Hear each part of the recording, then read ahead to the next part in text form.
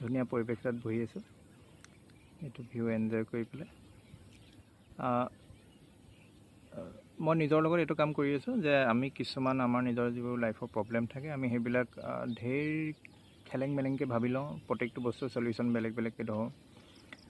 তো আমি সেইবোৰ কিছুমান ছেকশ্যনেলাইজ কৰি ল'ব লাগে, যেনে কিছুমান বক্স বনাই ল'ব লাগে। যেনে এইটো মোৰ হেল্থৰ বক্স যেনিবা, তাত মই মোৰ ডায়েট, মোৰ এক্সাৰচাইজ, মোৰ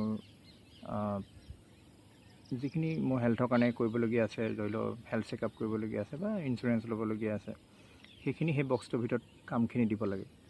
তেনেকৈ মোৰ যেনিবা ফাইনেন্সৰ ক্ষেত্ৰত যিখিনি কাম আছে, যে মোৰ ইনকামটো কেনেকৈ ইনক্ৰিজ হ'ব, বা মই এক্সট্ৰা কিবা বিজনেছ ষ্টাৰ্ট কৰিব বিচাৰিছোঁ নেকি, বা মোৰ ফাইনেন্সিয়েল নলেজটো কেনেকৈ বঢ়াব পাৰিম, কিবা বুক পঢ়িব লাগিব নেকি, বা মই ইনভেষ্টিং ক'ৰবাত কৰিব লৈছোঁ নেকি, তেনেকৈ বক্স কিছুমান বনাই ল'ব লাগে। তেতিয়া কি হয়, লেআউট এটা বনি থাকে যে গোটেইটা বক্সত কাম হৈছে নাই হোৱা, নহ'লে প্ৰত্যেকখিনি কাম অভাৰলেপ হৈ যায়, ইটোৰ লগত সিটো অভাৰলেপ হৈ যায়।